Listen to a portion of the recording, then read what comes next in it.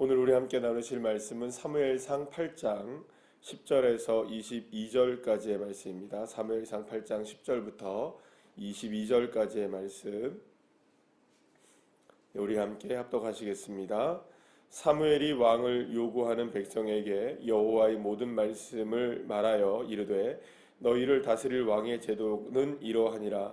그가 너희 아들들을 데려다가 그의 병거와 말을 어거하게 하리니 그들이 그 병거 앞에서 달릴 것이며 그가 또 너희의 아들들을 천부장과 오십부장을 삼을 것이며 자기 밭을 갈게 하고 자기 추수를 하게 할 것이며 자기 무기와 병거의 장비도 만들게 할 것이며 그가 또 너희의 딸들을 데려다가 향료 만드는 자와 요리하는 자와 떡 굽는 자로 삼을 것이며 그가 또 너희의 밭과 포도원과 감람원에서 제일 좋은 것을 가져다가 자기의 신하들에게 줄 것이며 그가 또 너희의 곡식과 포도원 소산의 11조를 거두어 자기의 관리와 신하에게 줄 것이며 그가 또 너희의 노비와 가장 아름다운 소년과 나귀들을 끌어다가 자기 일을 지킬 것이며 너희의 양떼의 10분의 1을 거두어 가리니 너희가 그의 종이 될 것이니라. 그날에 너희는 너희가 택한 왕으로 말미암아 부르짖되 그날에 여호와께서 너희에게 응답하지 아니하시리라 하니 백성이 사무엘의 말 듣기를 거절하여 이르되 아니로소이다. 우리도 우리 왕이 있어야 하리니 우리도 다른 나라들과 같이 되어 우리의 왕이 우리를 다스리며 우리 앞에 나가서 우리의 싸움을 싸워야 할 것이니라 하는지라. 사무엘이 백성의 말을 다 듣고 여호와께 아뢰매 여호와께서 사무엘에게 이르시되 그들의 말을 들어 왕을 세우라 하시니 사무엘이 이스라엘 사람들에게 이르되 너희는 각기 성읍으로 돌아가라. 아멘. 할렐루야. 하나님은 이스라엘 백성들이 요구한 왕을 허락하시기로 하십니다. 그런데 오늘 사무엘이 오늘 본문을 통해서 쭉 얘기하고 있는 특별히 이제 10절부터 17절까지의 말씀의 내용을 보게 되면 이거는 뭘 설명하고 있는 것이냐? 여러분 왕이 세워지게 되면은 지금까지 왕이 없었잖아요. 그러면 왕이 세워지게 되면 왕이라는 건 뭡니까? 나라의 최고 우두머리 아니에요. 그러면 그 왕이 세워지면 그 밑에 있는 모든 제반 사항들이 또 만들어져야 되잖아요. 그러면 그 왕을 세우게 될 제도가 또 필요한 겁니다. 뭐 예를 들어서 우리나라도 마찬가지로 지난해 이제 우리가 대통령 선거를 치르고 난 다음에 청와대가 있다가 청와대에서 어디로 옮겼습니까? 용산으로 대통령실을 옮겼잖아요. 그러면 용산으로 하나만 옮기는 것만 해도 그게 적고 큰 일이 아니었잖아요. 그죠? 절대로 적은 일이 아니었단 말입니다. 많은 비용이 들어갔고 또 많은 사람들이 또 동원되어야 되고 또 새로운 장소가 필요하고 또 관저가 필요하고 뭐 이런 것들이 필요했단 말이에요. 그럼 뭐 그 이전에 우리가 청와대를 예를 들어 생각해 본다 하더라도 청와대에 터를 만들어야 되고 또 거기에 많은 사람들이 동원되어야 되고 많은 일들을 우리가 해야 하는 겁니다. 그러니까 한 나라에 왕이 없다가 갑자기 왕이 세워지면 그 왕이 마찬가지로 이제 우리가 그런 생각을 하잖아요. 고대의 왕이라고 생각한다면 그 나라의 아버지 이렇게 생각하잖아요. 그러면 그걸 섬겨야 되잖아요. 그 왕은 왕의 일을 해야 될 것이고 그 밑에 백성들이 무엇으로 살아야 되느냐. 실제로 왕은 어떤 존재냐. 왕 밑에 모든 것들은 다 신하 그리고 종 이렇게 되는 개념이잖아요. 왕이 제일 높으니까. 그러면 이제 오늘 여기 본문에서 말씀하는 것처럼 무슨 얘기를 하느냐. 17절 말씀에 너희가 그의 뭐가 된다? 종이 되어야 한다. 이렇게 얘기를 한단 말이에요. 그러니까 모든 것의 제도를 세우는데 중요한 개념은 뭐냐면 너희가 다 누구를 섬겨야 된다.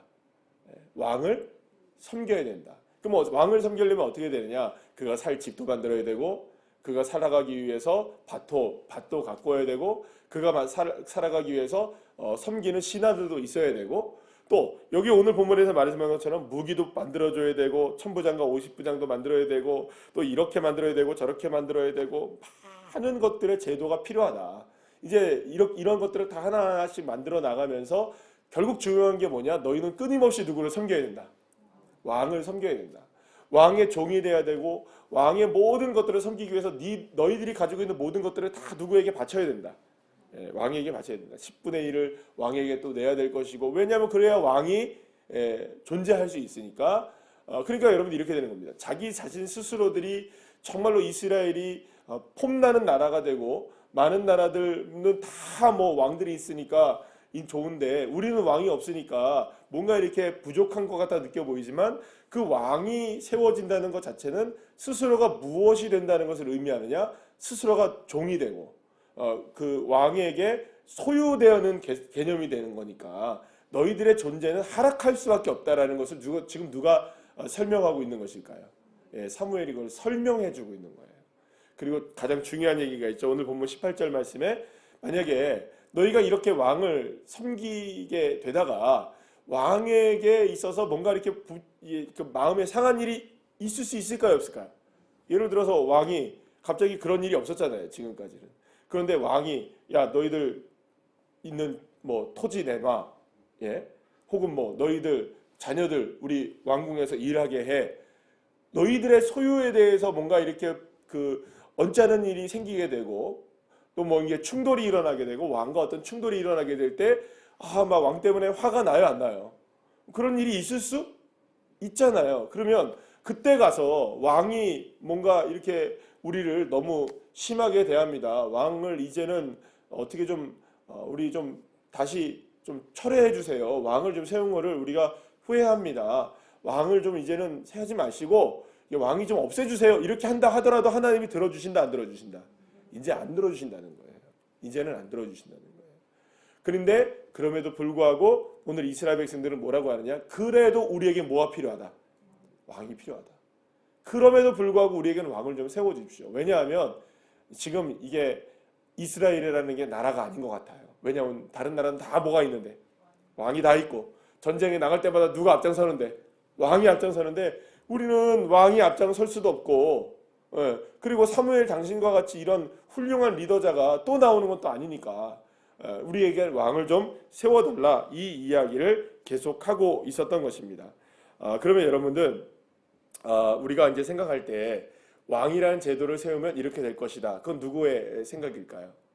그러니까 왕이 세워지면 전쟁에 나가서도 우리가 앞장서는 리더가 있을 것이고 다른 나라들처럼 이렇게 폼도 날 것이고 모든 게 다 우리가 정상 국가가 될 것이다. 뭐 이런 생각을 하는 그 생각은 누구의 생각일까요? 이스라엘 백성들 전적으로 사람들의 생각이 되는 것입니다. 그러면 여러분 하나님은 지금 왜 그토록 왕을 세우지 않으려고 하시느냐? 왕을 세우려고 하지 않는 이유는 딱 한 가지입니다. 인간의 왕을 세워봐야 결국에는 다시 돌아와도 인간이 완전해집니까? 안전해집니까? 그렇다고 전쟁에 승리합니까? 그렇다고 모든 것들이 완전해지나요? 그렇다고 괜찮아지나요? 절대 그렇지 않은 존재라는 걸 하나님을 알고 계시는 거예요. 여러분들 인간이 만들어낸 모든 제도들 가운데 완벽한 제도가 있나요? 없나요? 여러분 우리가 민주주의를 하고 있지만 민주주의는 완벽한가요? 그렇지 않죠. 그러면 공산주의는 여러분들 완벽한가요? 어떤 주의는 완벽한가요? 모든 어떤 그 우리가 인간이 세워낸 모든 뭐 제도들, 뭐 혹은 경제 제도들, 정치 제도들, 법 제도들 이런 게 여러분들 완벽한가요? 아니 법을 만들어 놔도 법이 판단을 받잖아요. 헌법 재판소 그죠? 헌법을 만들어 놔도 헌법이 이게 맞느냐 안 맞느냐 그것도 시대에 따라 달라요. 언제는 맞고 언제는 틀리대잖아요. 뭐 10년 전에는 맞는 게 오늘은 틀리고 20년 전에는 맞던 것이 뭐 오늘은 달라지고 뭐 이런 일들이 비일비재하게 일어나잖아요. 그럼 여러분 그런 제도는 다 완벽한가요? 그렇지 않다는 것이죠. 하나님께서 왜 인간이 원하시는 제도를 만들어주지 않으려고 하시느냐? 그것은 하나님께서 인간의 제도를 신뢰하지 못하기 때문이 아니라 인간이 만들어낸 제도가 절대로 완벽할 수가 없기 때문이죠. 그런데 우리 눈에는 무엇이 완벽하지 않은 것처럼 보일까요? 그러면 우리의 눈에는 하나님이 원하시는 것이 완벽하지 않아 보일 때가 있는 겁니다. 그러면 여러분들 한번 물어보겠습니다. 하나님은 완벽하십니까? 안 완벽하십니까? 완벽하시면 믿으십니까? 자, 그러면 또 물어보죠. 여러분들에게는 하나님이 정말 완벽하시게 보이시나요? 아멘. 우리의 믿음은 하나님은 완벽하다고 생각을 합니다. 아멘이시죠? 그렇잖아요. 하나님은 완벽하신 하나님이십니다. 그런데 그 완벽하신 하나님은 왜 나에게는 불완전처럼 보일까? 아니 그렇잖아요. 우리 가정만 보더라도 완전합니까? 안 완전합니까? 나의 인생만 봐도 완전합니까? 안 완전합니까? 늘 언제나 불완전하잖아요. 늘 언제나 부족하잖아요. 연약해 보이잖아요. 아니 나는 하나님을 믿는데 왜 하나님은 나에게 완전하게 역사하지 않으실까? 그러면서 우리는 생각하는 겁니다. 아 그래 하나님은 완벽하다 완전하신 하나님이실지 모르지만 나에게는 언제나 부족한 하나님이신 것 같은, 그건 여러분 전적으로 누구의 관점일까요? 내 관점으로 보자면 하나님은 여전히 부족한 것이 맞는 것처럼 보일 수 있는 것이죠. 여러분 그렇기 때문에 누구의 마음을 채우려고 하는 겁니까? 내 마음을 채우려고 믿는 믿음, 그게 뭘까요, 여러분? 믿음일까요? 미신일까요? 그게 바로 미신인 겁니다. 그러니까 사람들이 원하는 대로 가면 그게 미신이 되는 것이죠. 그래서 우리가 늘 언제나 오늘도 싸우고 어제도 싸워야 했었고 오늘도 싸우고 내일도 우리가 믿음의 싸움을 싸워야 되는 것은 바로 이 싸움을 끊임없이 해나가야 됩니다. 그러면 여러분 오늘 내가 결단했다고 해서 내일은 괜찮을까요? 아니 오늘 결단했다고 해서 나는 오늘 그 결단대로 살아갈까요? 그렇지 않잖아요. 늘 언제나 무너질 수 있는 인생이라는 거죠. 늘 언제나 우리의 다짐은 무너질 수 있다는 것. 그러나 사랑하는 여러분, 여호와 하나님의 말씀은 영원히 서는 줄 믿으시길 바랍니다. 그러니 우리는 우리의 인생 가운데 나를 의지하고 살아가는 것이 아니라 하나님을 의지하고 살아가는 인생. 예.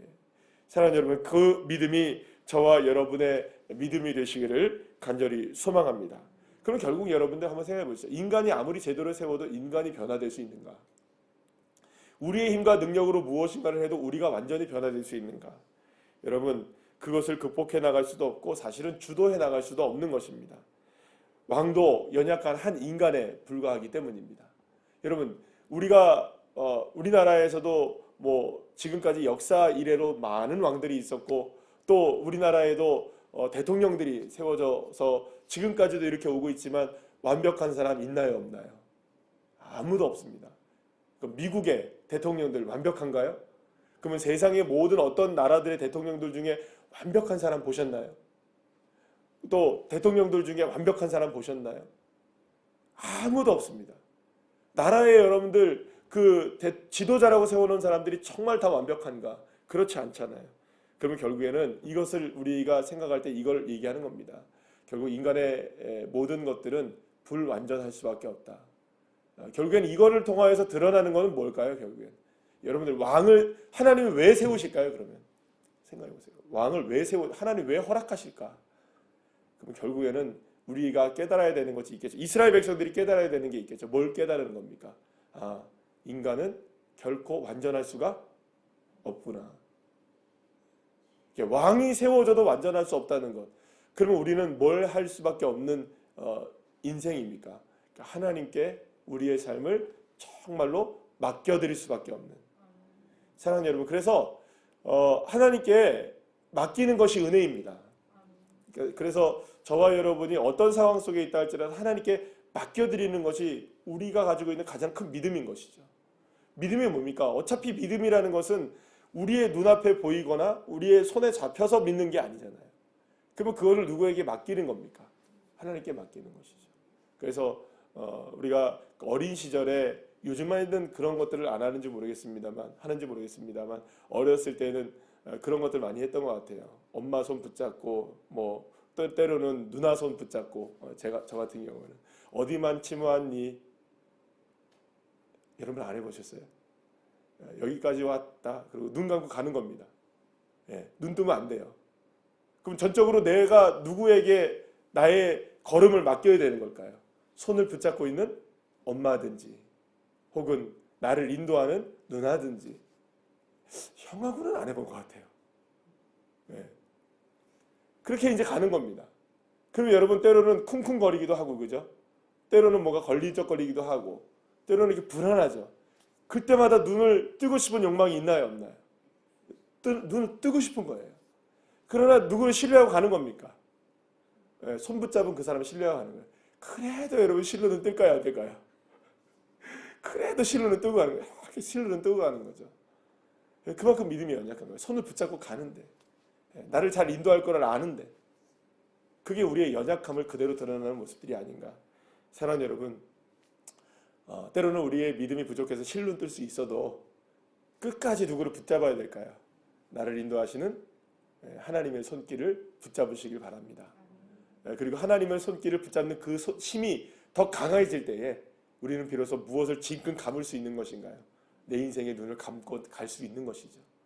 그래서 여러분들의 삶 속에 주님께서 나의 손을 붙잡고 계시다는 그 믿음 가운데 온전히 오늘도 승리하시고, 이제 오늘은 3월 2일이지만 새 학기가 시작되는 날이잖아요. 또 그러니까 뭔가 이렇게 우리가 새롭게 도전하는 이제 한 해가 되는 것 같다는 생각이 듭니다. 움츠렸던 겨울이 끝나고 이제 봄이 되는 것 같은 이제 봄이 이제 왔으니까 여러분들의 삶 속에서 눈 질끈 감고 주님 붙잡고 온전히 승리하시는 믿음의 자녀들 한 분 한 분들 다 되시기를 간절히 축복합니다. 기도하시겠습니다.